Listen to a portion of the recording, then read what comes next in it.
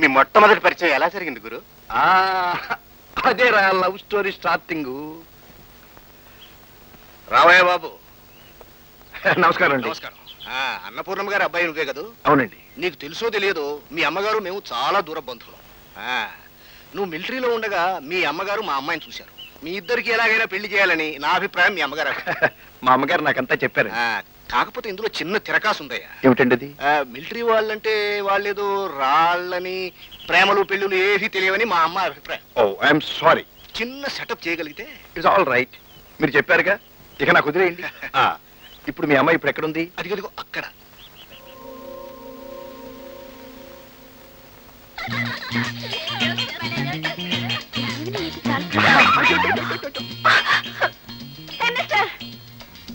Sorry అండి.